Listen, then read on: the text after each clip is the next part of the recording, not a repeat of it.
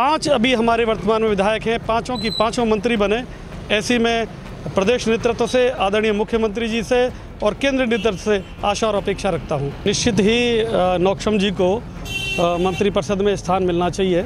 उन्होंने बहुत ही अच्छा और एक ऐसे स्थान से जहां की बहुत ही सेंसिटिव सीट ये हमारी मानी जाती थी कामा, वहां से जीत पाना मुश्किल था और ऐसे विधानसभा से क्षेत्र से जीतना ये हम सब के लिए गर्व की बात है। भरतपुर के रहने वाले भजनलाल शर्मा राजस्थान के मुख्यमंत्री बन चुके हैं और 7 विधानसभा सीटों में 6 विधायक बीजेपी, 5 विधायक बीजेपी के हैं, 1 निर्दलीय है, 1 आरएलडी का है। यहाँ लोग हैं भरतपुर के वासिंदे। अब सवाल ये उठ रहा है कि मुख्यमंत्री तो भरतपुर की तरफ से बन गया, भरतपुर का रहने वाला व्यक्ति मुख्यमंत्री हो गए, लेकिन भरतपुर के जो बीजेपी के विधायक जीत के आए हैं उनमें से मंत्री कौन बनने वाला है? क्योंकि 3 मंत्रियों को हरा करके भी आने वाले ये बीजेपी के विधायक भरतपुर से हैं। कैबिनेट मंत्री को भी उन्होंने हराया है। अब सबसे पहले हम बात करेंगे रंजन जी। नौक्षम चौधरी भी एससी से हैं, महिला भी हैं, हरियाणा की रहने वाली हैं, पहली बार विधायक बनी हैं, वो भी राजस्थान भरतपुर की कामा विधानसभा सीट से। क्या लगता है नौक्षम चौधरी का भविष्य क्या है? मंत्री को हराया है, क्या मंत्री बन सकती हैं? देखो, मंत्री बनना तो हमारे लोकप्रिय मुख्यमंत्री जी का विवेकाधिकार है और चांस बताने का आम जनता के नाते से, आम जनता के नाते जिनको भी वो बनाएंगे उनको वही भरतपुर पूरे जिले का विकास करेंगे और ये मुख्यमंत्री जी का विवेकाधिकार है। वो किनको बनाते हैं किनको नहीं बनाते हैं, पार्टी का और बीजेपी के मोदी जी और वो सब तय करेंगे। इसमें आम पब्लिक हमारे मुख्यमंत्री बने हैं भरतपुर से, पूरी भरतपुर जिले में खुशी की लहर है और निश्चित रूप से भरतपुर का विकास होगा और यही जिनको भी वो मंत्री बनाएंगे वो भी पूरा भरतपुर विकास। आप रटाए कह रहे हैं। मेरा सवाल ये है रंजन जी, 3 मंत्री, कैबिनेट मंत्री को इन्होंने हराया है।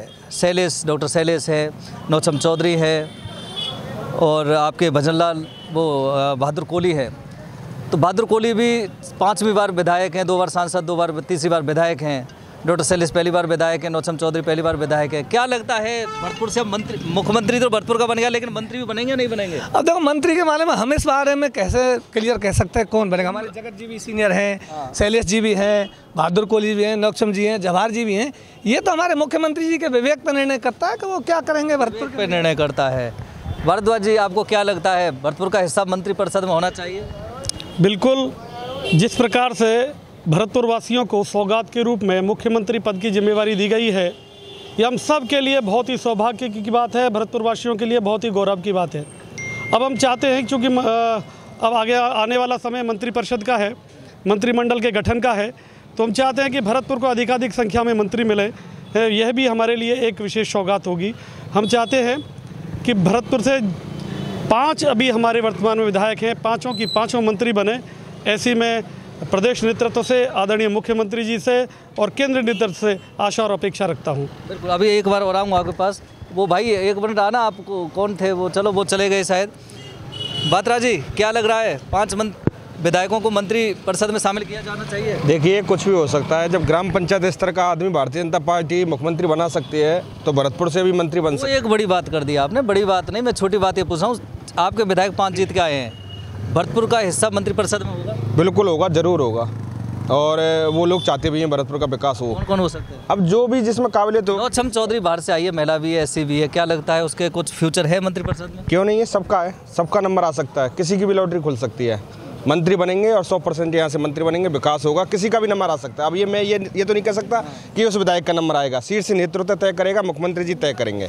भारद्वाज जी, एक चीज़ बताइए, नौक्षम चौधरी 2019 के हरियाणा विधानसभा से चुनाव लड़ी, हार गई थी पुराना सीट से। भरतपुर में मौका दिया, किस्मत खुल गई, विधायक वो बन गई। तेज तर्रार भी हैं, इंग्लैंड से रिटर्न हैं, वो पढ़ी लिखी हैं, अब टिकट लेके आई हैं, भरतपुर से लड़ रही हैं, राजस्थान से लड़ रही हैं, तो सीधी सी बात है बीजेपी में अप्रोच तो बहुत अच्छी होगी उनकी, तो मंत्रिपरिषद के चांस तो लगते ही होंगे। बिल्कुल, निश्चित ही नौक्षम जी को मंत्रिपरिषद में स्थान मिलना चाहिए। उन्होंने बहुत ही अच्छा और एक ऐसे स्थान से जहां की बहुत ही सेंसिटिव सीट ये हमारी मानी जाती थी कामा, वहां से जीत पाना मुश्किल था और ऐसे विधानसभा से क्षेत्र से जीतना ये हम सब के लिए गर्व की बात है, सौभाग्य की बात है। और नौक्षम जी के नेतृत्व में निश्चित ही हम वो चुनाव जीते हैं। उनको मंत्री पद यदि मिलता है तो बहुत ही अच्छा रहेगा पूरे जिलेवासियों के लिए और कामावासियों के लिए भी। एक जो राजस्थान की हॉट सीट में से एक सीट मानी जाती थी कुमेडी, पूर्व राज परिवार के सदस्य कैबिनेट मंत्री बिस्वेन सिंह को डॉक्टर शैलेश ने हराया, हक बनता है नहीं? देखो, मैंने पहले भी कहा आपसे, हक हमारे जो भी जितने विधायक जीते हैं ना, हक सबका बनता है और सब मंत्री के लायक हैं। कोई एक व्यक्ति ऐसा नहीं है भरतपुर जिले में जो मंत्री बनने लायक नहीं है, और ये मुख्यमंत्री जी के विवेक पे तय करता है कि वो किन को अपना अधिकार देते हैं। इम्पोर्टेंट नहीं है, डी कुमेर सीट इम्पोर्टेंट नहीं है राजस्थान में? नहीं, हमारे लिए पूरे भरतपुर जिले की 7 विधानसभाएं इम्पोर्टेंट थी और हम चाहते हैं कि हमारे 5 विधायक जीते हैं, 5 की 5 मंत्री बने, ऐसी मेरी प्रदेश नेतृत्व से और केंद्रीय नेतृत्व से अपेक्षा है। जोगिंदर सिंह अवाना को हराया, कांग्रेस के थे। जगत सिंह पूर्व विदेश मंत्री नटवर सिंह के पुत्र हैं। हालांकि जगत सिंह का ये कहा जाता है कि भैया एक बार लड़ते फिर आते नहीं वापस। कामा में भी वही किया, रामगढ़ कई बार वो लड़ चुके हैं, नदवई में भी से चुनाव जीत गए हैं। क्या लगता है मंत्रिपरिषद में आ जाएंगे? देखिए, मैं आपको एक बात बता देना चाहता हूँ, इस बार जगत सिंह जी ने पूरा मन बना लिया है, नदवई विधानसभा का वो विकास करेंगे। कल भी उन्होंने नदवई में कल एक सभा हुई थी, उसमें उन्होंने कहा जिन लोगों ने वोट नहीं दिया उनको भी माफ़ करो, सबको साथ लेकर के हमें विकास करना है। और आप कह रहे हैं मंत्री पद की, तो वो तो योग्य हैं जगत सिंह जी, इस लायक काबिल हैं और उनका नंबर भी बनता है, तो जगत सिंह जी का भी नंबर आना चाहिए। एक बड़ा होंदा वो रखते हैं, बड़ा नाम उनका है और वो विकास भी कर सकते हैं, तो इसलिए उनको सम्मान मिलना चाहिए। देखिए, 7 विधानसभा सीटों की अगर बात करें तो 5 पे बीजेपी हावी हुई थी। 3 कैबिनेट मंत्रियों को हराकर भी जीतने वाले लोग यहाँ पे विधायक बन करके आए। नौछम चौधरी जो हरियाणा से आई, पहली बार चुनाव जीत गई, काफ़ी पढ़ी लिखी बताई जाती है।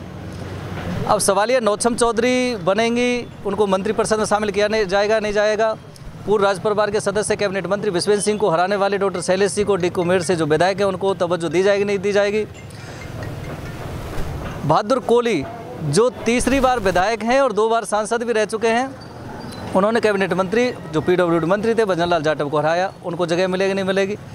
जगत सिंह जिन्होंने जोगिंदर सिंह अवाना को हराया, पूर्व विदेश मंत्री नटवर सिंह के पुत्र हैं, उनको जगह मिलेगी, नहीं मिलेगी? यानी कि कुछ कहा नहीं जा सकता, क्योंकि अगर वैसे देखें तो पूर्वी राजस्थान भरतपुर से मुख्यमंत्री आते हैं, यहाँ के रहने वाले हैं। अब मंत्रिपरिषद में इन विधायकों में से कितनों को तवज्जो दी जाएगी वो तो वक्त ही बताएगा और बीजेपी सरकार जानती है, लेकिन लोगों की उम्मीद है कि ज़्यादा से ज़्यादा मंत्रिपरिषद में यहाँ का योगदान होना चाहिए।